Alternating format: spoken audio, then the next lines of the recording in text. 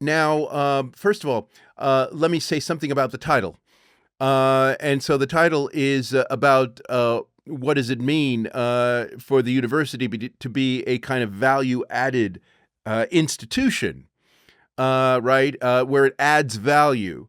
And why do I use this phrase, adding value, which, as you know, is a phrase that comes from economics and business, right? The idea of adding value. And that is because one of the justifications that we normally use for introducing new products or services or something like that is that they add value to something, that in a way is not otherwise present. And so then the question, you might put it this way: what is the difference that the university makes, let's say, in the kind of knowledge ecosystem that we inhabit today? And I'm going to start by saying that it's not obvious what the answer is. Okay? So, in other words, it is true that universities have existed for a very long time. And even if we talk about the modern university, which is kind of what I'm going to be focusing on, so this is the concept of the university that's the subject of the book that was mentioned in the introduction, Back to the University's Future, right? That concept of the university, whereby the academic is someone who unifies teaching and research in their person, right? So it's the same person doing both. Right. This is a creation of the early 19th century in Germany. It's associated largely with Wilhelm von Humboldt, who founded the University of Berlin in 1810. And when we talk about this, and insofar as we think about that, the major tasks of the academic in the modern period has been to teach and to do research, right? These are the major things, and then administration has over the years kind of crept up on this, and maybe we'll talk about this, maybe not. But the point is that the key mission of the university is teaching and research, and in the same people. And see, this in a way brings up the kind of crisis of university that I want to draw attention to here in the talk, because as all of you know, the teaching and research functions of the university are being increasingly split apart. Right? People are hired for one or the other. And even people who are hired for both are generally encouraged, you might say, by the university administration, no less, to think about them as trading off against each other. Okay, so in a sense, the academic today, especially someone who wants to be a career academic, is kind of forced to think about teaching and research as somehow opposed to each other.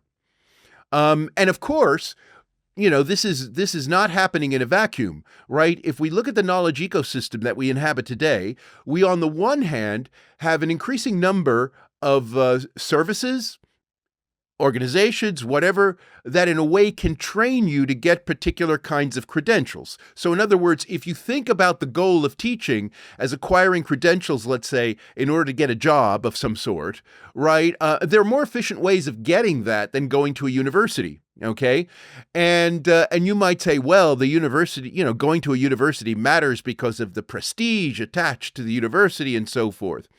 Well, the problem there, of course, it's multifold. First of all, there is the problem that there is a relatively restricted job market, so it's not even guaranteed that people who have university degrees will necessarily get jobs that will be, in accordance with what their degrees are about. So there's no even guarantee of that.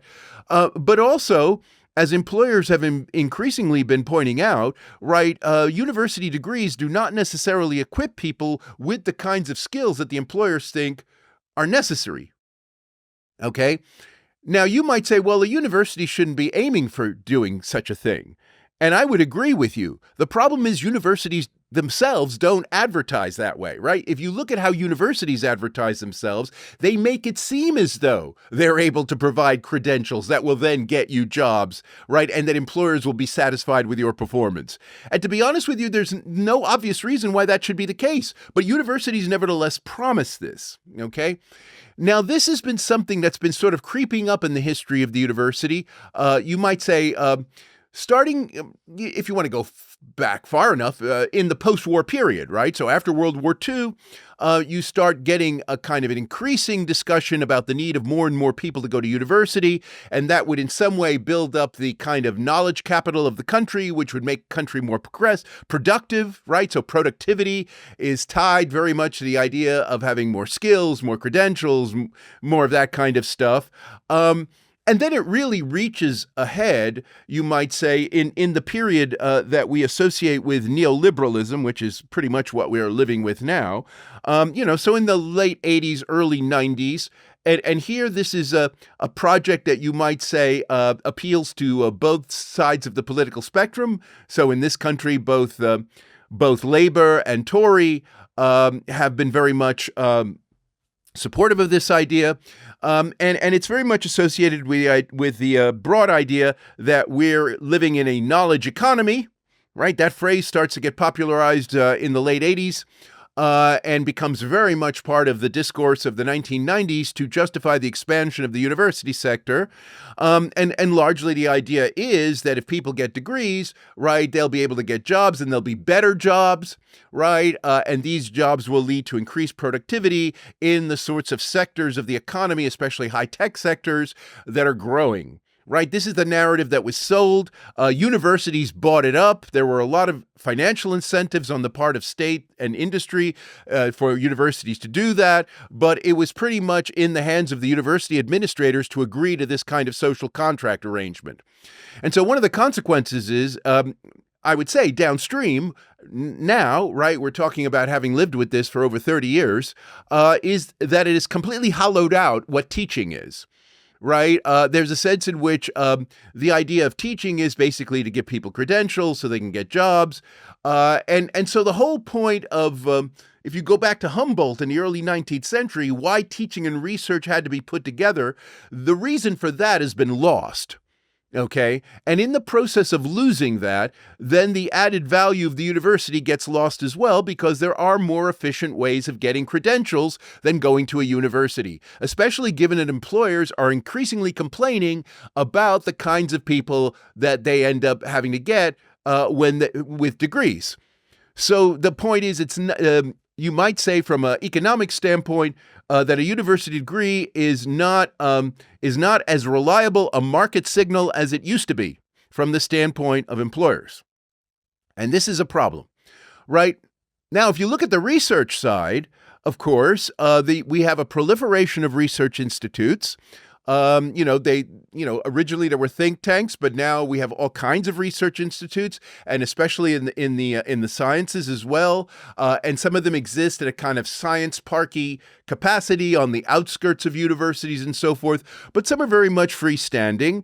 And until we get to the late 19th century, it was in fact common for research to be conducted outside of universities. Okay, so in a sense, so for example, when we talk about the R&D divisions of major corporations, right? So let's say we're talking about Bell Labs, right? The telephone company, which was very influential in the development of high-tech, information technology after World War II. Also, we can talk about the various sorts of institutes that were funded by the Rockefeller Foundation, often associated with medical schools and things like this, which in fact led to a lot of remarkable discoveries, including in molecular biology and places like that. And very often, if you look at the history of the Rockefeller Foundation and other comparable private foundations, right, usually these people have been in kind of a struggle, you might say, with the universities that house the academic staff who would eventually go into these institutes, because universities were often very reluctant to have their staff move away into these more innovative projects from the sort of mainstream thing that was in fact keeping the academic establishment going in terms of research, right? And this speaks to the question of interdisciplinarity and transdisciplinarity, right? Because to a large extent, the history of those ideas, which everybody likes to talk about these days, right, are ones which have involved an enormous amount of struggle against the sort of rigid disciplinary structure of universities, right? So universities, to a large extent, have been the opponents to interdisciplinary and transdisciplinary work. And it's very often been pressure from the outside, whether we're talking about the public sector or the private sector, that has caused universities to, in fact, change their ways of operating. Okay. And often these ways of operating have only been temporary, right? So one of the things that's very striking about interdisciplinary work is that no matter how much of it is done, it has no staying power, right? I mean, basically they're project centered, right? Problem oriented, and then either the funding runs out or they solve the problem and people go back being disciplinarians, right? That's pretty much how the history of that has gone, right? And so the point here is that, and we're living in a world where the original Humboldtian mission of the university to have teaching and research done by the same people, right, is being split apart for all kinds of reasons. And the university, in one sense, is quite complicit with this, and then in the sense in which it's often resistant to, in fact, change that actually might be very welcoming, let's say, in the case of interdisciplinary research. Okay, so what I want to do now is, in a way, step back and remind people what this Humboldtian thing was, right, that was started in the 19th century, because, I don't expect that people here are historians of the university, but nevertheless, it's important to realize what the basic point was.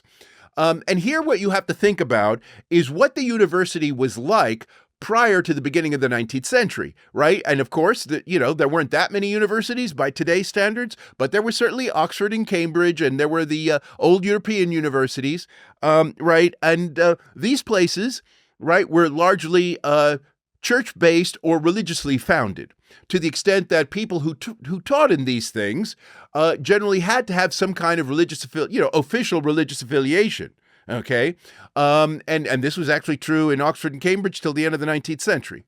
And what the mission of the university was in that context, prior to the early 19th century, was basically to reproduce the dominant social structure. So this would be the place where you would train the lawyers, the theologians, right? You would train the medical doctors, right? You would train these people who had, at various levels, in various aspects of the human condition. These would be the administrators, right? And the original idea of the doctorate degree prior to the 19th century was a kind of administrative degree. It was like what we would now call a professional degree. That was the original notion of the doctor, okay?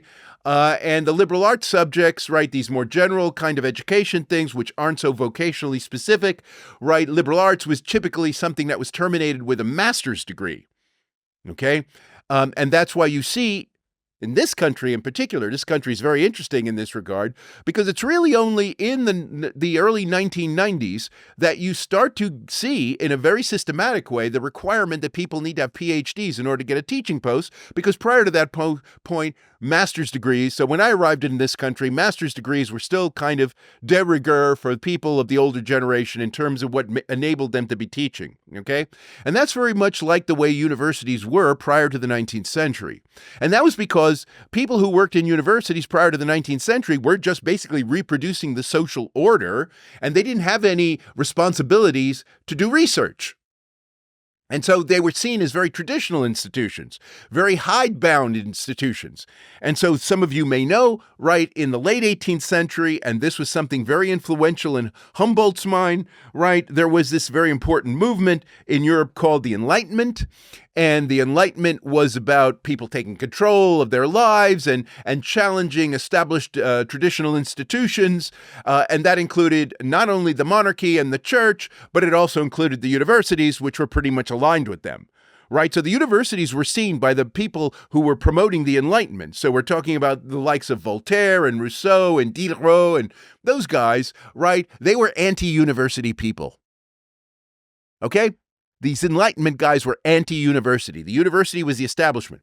And in fact, what they believed is that the universities should just be a place for reproducing the social order, but where the real action should go. And this is what they were always recommending to the ambitious leaders of Europe in the late 18th century. So we're talking about Frederick the Great, Peter the Great, those kinds of guys, right?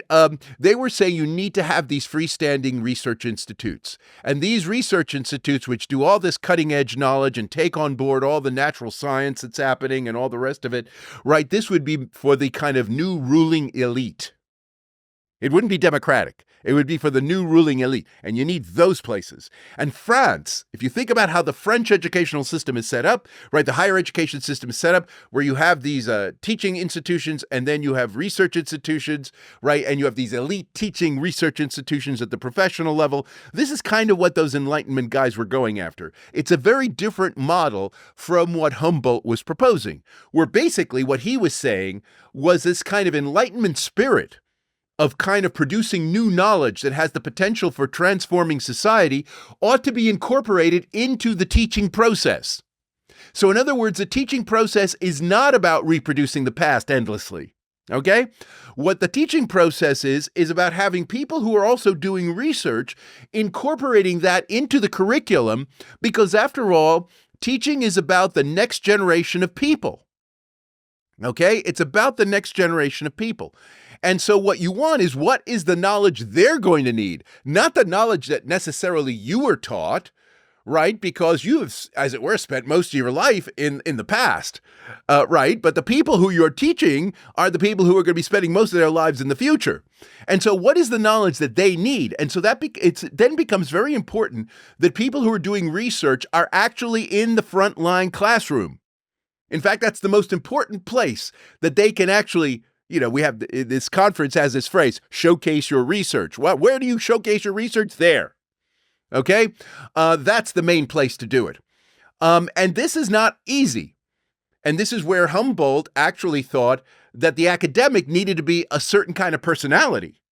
Okay? So we're not just talking about a CV here, right? And this is where it gets kind of interesting, because I think one of the things that we have sort of forgotten when we think about being an academic, because we're so preoccupied with people, knowing stuff in the way that they can provide deliverables, whether it be answers to examinations or, journal articles, whatever, however, the performance metric is this week, right? This is pretty much how we judge academics in terms of what they can deliver in some way. But we never really think about the person of the academic. Who is the kind of person who ought to be attracted to a life in the university and can thrive there? And so this is where the uniqueness, the added value, you might say, of the academic comes in. What is the difference that an academic, the role of the academic is from all the other people who are smart people, right? All the other people who are trying to persuade you of various things, all the other people who are doing research for various clients and so forth. What is the difference that the academic makes? And again, like I say, this is not easy, but it obviously has to do, and this is one thing that I stressed in my book, right? There's a kind of translation function that goes on, okay? So in other words, one of the things that we know, we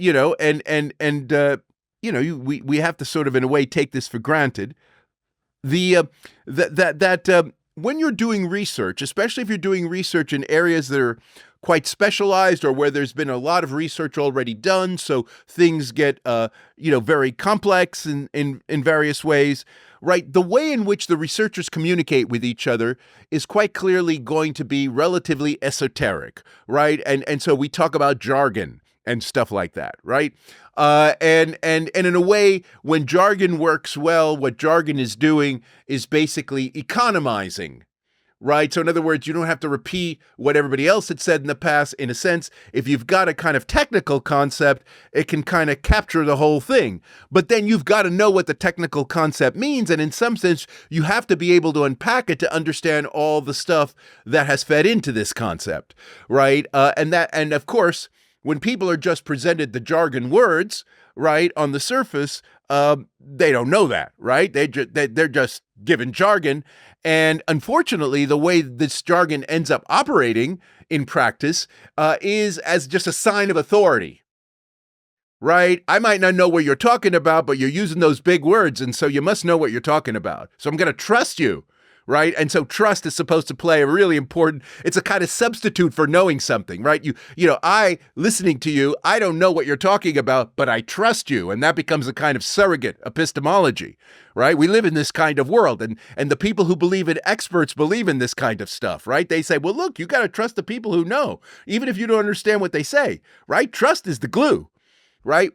Well, see, It seems to me that the Humboldtian University was really against this kind of thinking because, in a way, it gets us back to what was the problem with a lot of the kind of religiously inspired education, right? Where people were taught that things were true simply because, this is the stuff, that we have been teaching you for hundreds of years, right? And we have this very specialized kind of language that we've developed over this period of time. So trust us, and all you need to do is you need to know the language, and once you learn the language, you too will have the magic powers that are contained, right? And I'm afraid we often, in a way, reproduce this process when, if you think about the kinds of when we set students assignments or examinations and the way we judge their competence, right, with regard to the things that we teach, right, we very often lean heavily on jargon, on their ability to actually trot out the right phrases in the right places. I mean, this is why, by the way, ChatGPT is such a threatening thing, because ChatGPT can do that fine. And if that is what you're requiring of your students in terms of mastery of the material that they're being taught, right, then don't be surprised if a computer can do it better, okay? But this is not what Humboldt had in mind. What Humboldt had in mind, right, was that, in fact, you would be unpacking the jargon, right? You would be unpacking the jargon in the classroom, right? So in a sense, right, most of your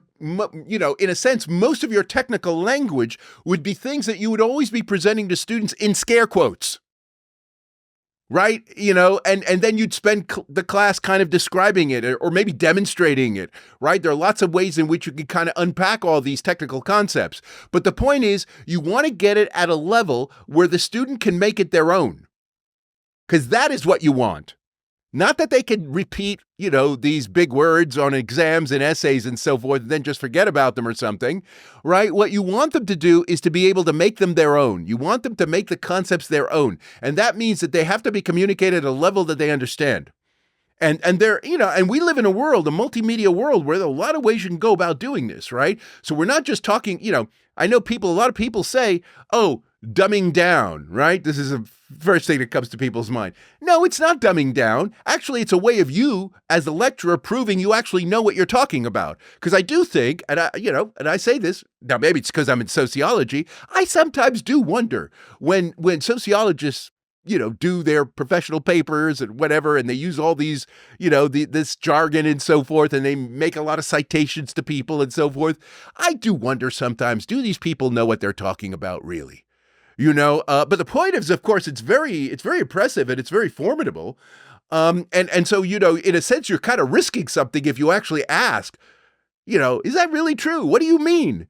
Right? Because if you ask that question too much, you start to sound like an idiot, right? Because the burden of proof is on you to know what they're talking about rather than for them to actually explain, right, what they're saying. And this is really bad from a pedagogical standpoint, this kind of relationship. Rather, the burden is on the lecturer to show why the students should know this very technical, esoteric stuff that may indeed be in the cutting edge and may indeed be very relevant to the students' lives, but it has to be done at a level that they can grasp. And again, it doesn't have to just be in words. One can use, right? We have video, we have all kinds of things going on these days that we didn't have in the past.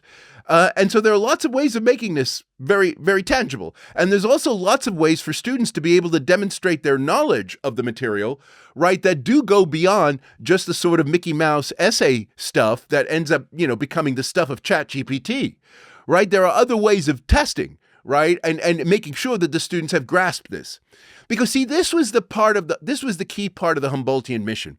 The Humboldtian mission was indeed, you might say, a human capital development mission, right? But it was one that was aiming at starting at the level. So one thing that Humboldt, the whole German system did was it made a point of having examinations for entry so that people from all kinds of walks of life had at least the opportunity to be able to be taken into the system.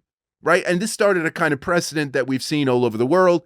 Right. So in other words, in principle, what you're trying to do is to bring in people from lots of different classes. You don't, regardless of religion, regardless of whatever advantages they may have had. Right. You want to bring them all in but nevertheless, you have to be able to talk to them all at their level. So it has a kind of democratizing function. And what it does is it ends up preventing the research frontier from becoming so esoteric, so detached from the everyday reality, that in a sense you de facto create a kind of elite of researchers, right? Which is kind of what the French Enlightenment people wanted, okay? So they did want that because they didn't think it was possible to actually have a kind of, innovative research community that could actually be, in some sense, democratized through the classroom. But that's nevertheless what Humboldt was about. And if you look at the development of the Humboldtian University, in its heyday, which was, pretty much the 19th century and the early 20th century, that's exactly what it did, and it was very much copied by the United States, especially in the second half of the 19th century.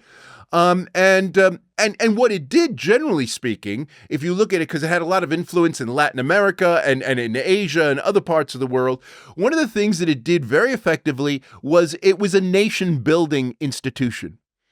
Precisely because one of the things that you could do by bringing in all these different people from different backgrounds and in a way exposing them to what is initially elite knowledge, but in a way that they could grasp, right? You were bringing up the entire society as a whole.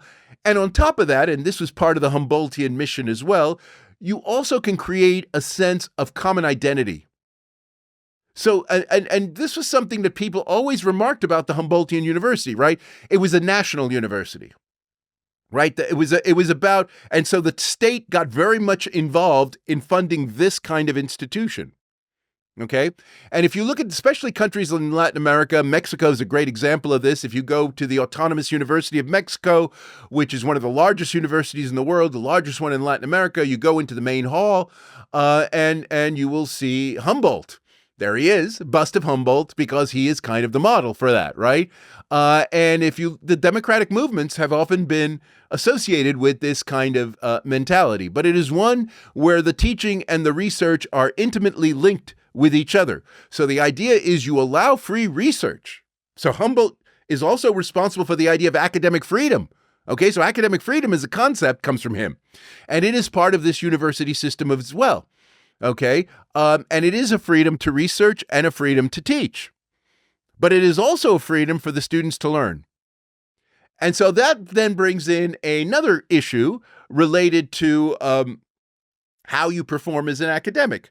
Because it is one thing to be able to present your research in a very accessible kind of way that students understand and the public understands and all that kind of stuff.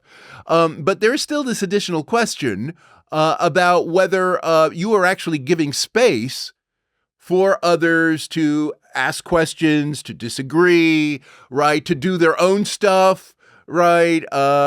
And this was something that very much exercised Max Weber.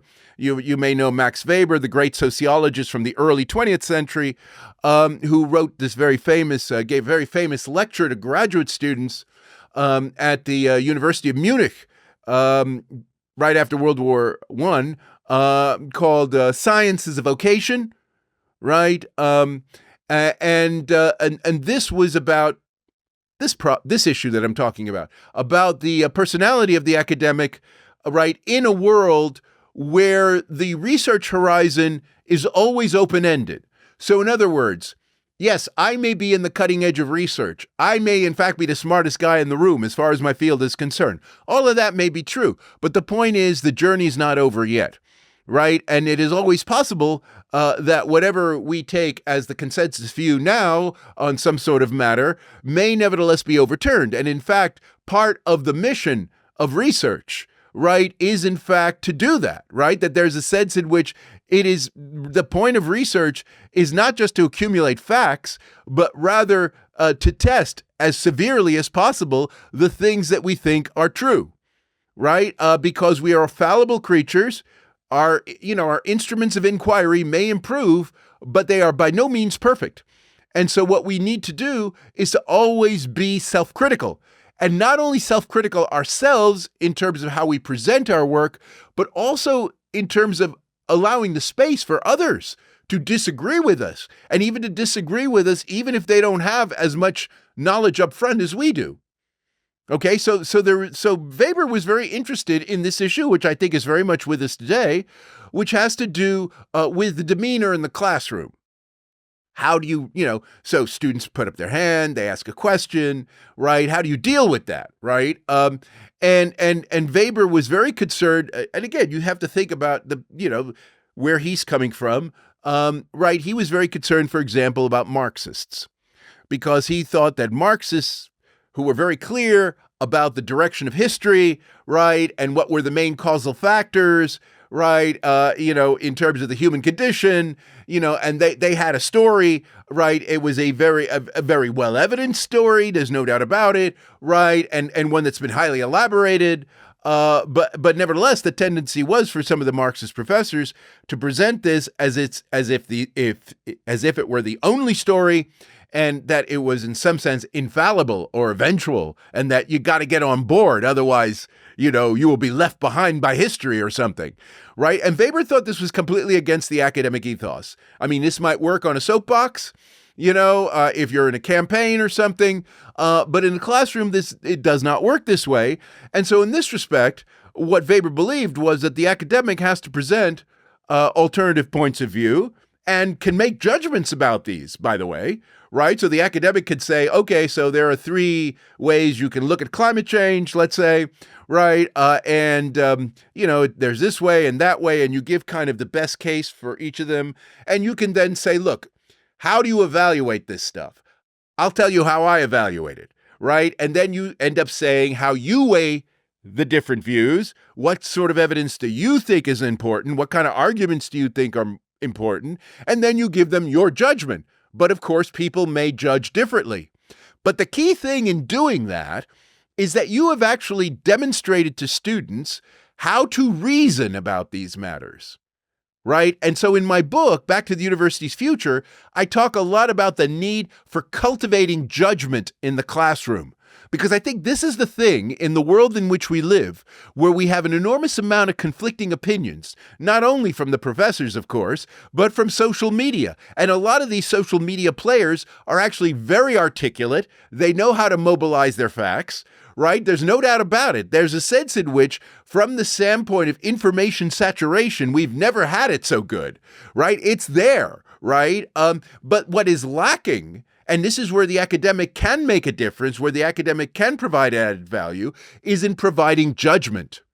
Okay? And how do you provide judgment? It's by doing what I was just demonstrating with climate change, right? Where you lay out the options, you make the case in a kind of relatively unprejudicial way, and then you say, how do you decide? And then you give a sense of how you make the decision. Okay? And then students will see this, and they can agree with you, they can ask questions to you, they can disagree with you, you can have arguments with them, right? And that's the way to go, because the take-home lesson for the students in this activity is the cultivation of judgment, okay? Nowadays, everybody needs to have an opinion, but very few people know how to cultivate judgment. And cultivating judgment means that, in fact, you have to spend a lot of your time, right, being able to entertain lots of different conflicting possibilities. You have to be able to keep them in your mind. You have to be able to keep an open-minded attitude, yet at the end, reach at least tentative conclusions. Okay? And then you move on. And then you might say, I need to change my mind.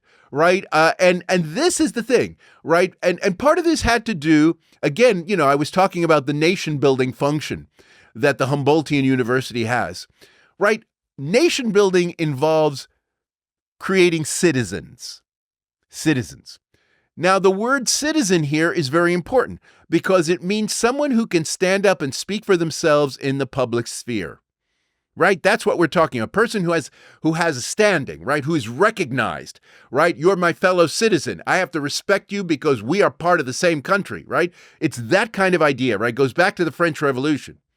And what that means then is you have to be equipped as a citizen to be able to stand up for yourself, to be able to make your case, make your argument, and be able to deal with others who are making different arguments, okay? And this was, in a way, kind of very often what the students ended up taking, more than actually the content that they were being taught in the classroom. What they were taking was a kind of style of being in the world, right, that was very much a kind of assertive, that was able to converse, right, that was able to argue, right, and was able to listen as well. And that is why the way in which the teacher responds to the students in the classroom was a very important thing. And in fact, Humboldt himself, when he talked about the academic freedom in the context of teaching, right, he said that that the freedom to teach on the part of the academic is complementary to the freedom of the student to learn. Right? So in other words, they have to work in tandem with each other. Right? So in other words, teaching is not indoctrination. Right? The student has to be able to have the space to exercise the right to learn, and the right to learn is not to be indoctrinated by what is taught. It's a different process that's complementary to it. Okay? And this is really important, and it had a lot of impact on the way in which German academia developed in the 19th and early 20th century, which influenced the United States as well. And one of the interesting consequences, I would say, from the standpoint of the development of the academic personality, was that it was very common, and it was even very common when we talk about this at the doctoral level, that very often the students of professors, let's say you're a student who has done his or her PhD under a very distinguished professor, right? You would break away from them, right? In other words, you wouldn't just repeat what they were doing or carry it out like you're some kind of dutiful son or daughter, right? It wasn't understood as something like a kind of familial relationship, right? It was rather, you go and you do your own thing, you become your own journeyman, as it were, and very often these people turned against what they were taught in a very systematic kind of way. And that I say is testimony to the idea of the freedom to learn. That you can, the freedom to learn means you could be taught a lot of things, but then you can end up systematically rejecting it and still make a perfectly reasonable, acceptable, even better, academic career. Okay? Now, I don't have that much time, but I have to say that the world has obviously changed from these halcyon days that I'm describing of the Humboldtian University. And of course, it wasn't perfect, but what I'm giving you is kind of what the model was. And it did work, to a large extent in various places. But a lot of things have changed. And the one that I emphasized at the beginning of this talk, right, was the way in which the kind of crisis of identity that the university is having now, by virtue of having entered the knowledge economy, is pulling apart teaching and research, which means that the whole soul of the university, in terms of the personality of the academic, is disappearing, right? There's no incentive for cultivating what I've been talking about. And on the research side, of course, there's not only these pressures that we all know about, where there are all these external forces that are getting us to research on things that can bring in funds, even if they're not intellectually interesting and so forth. But even within the university itself, the way the university has sort of responded to all this, in a sense to shore up its defenses, has largely been to become more rigid. Okay. And so when we talk about the peer review process, which is largely discipline-based, right, and still has a kind of stranglehold over the production of knowledge in academia, right, this really discourages the kind of breakaway stuff that I was talking about a couple of minutes ago with regard to the Humboldtian University, right? Basically, the peer review system and the journal system and the kind of the pace at which people have to be churning out research, all of these things conspire to basically encourage people to stick what they were taught initially in their PhD program and to milk it to death, right? To basically get as much out of it as possible, right? And to stick with what's worked, right? And if they're going to shift, right, they're going to shift to something else that works. Right? They're not going to be encouraged to go in some radical direction. Who knows what the outcome is, right? They're going to find where the market is for academic research. And so all of this stuff that we're constantly doing in scientometrics and network analyses and stuff like this of how academics operate clearly shows this kind of pattern, right? Especially if the end game is you want to get as high an H score as possible. And so all of that destroys the Humboldtian spirit, right? What it means is you end up getting path dependencies in the research culture, which means that certain areas basically are oversubscribed. You got too many people, right, working in certain areas, and the returns on the investment are diminishing rapidly.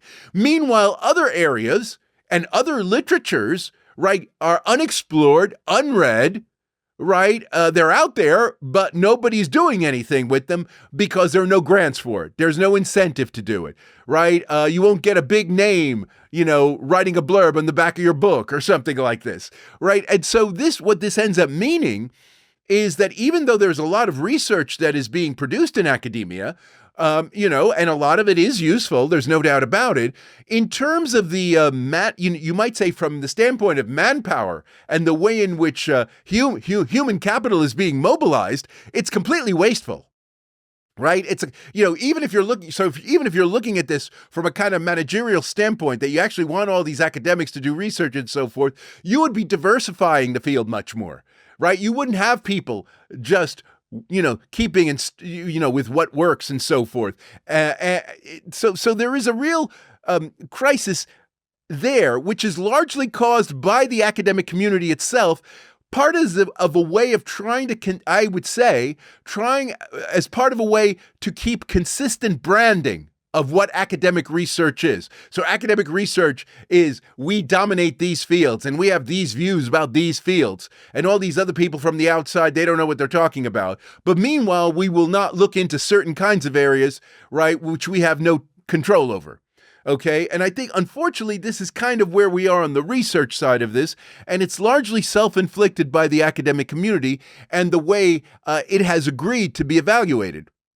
And as you've heard in this talk, I have been putting most of the blame on the academic community because I do think, to a large extent, government in particular, and again, for those of I've been in this country for a long time, and I remember how REF began and how it became what it became, and all of this, the research excellence framework.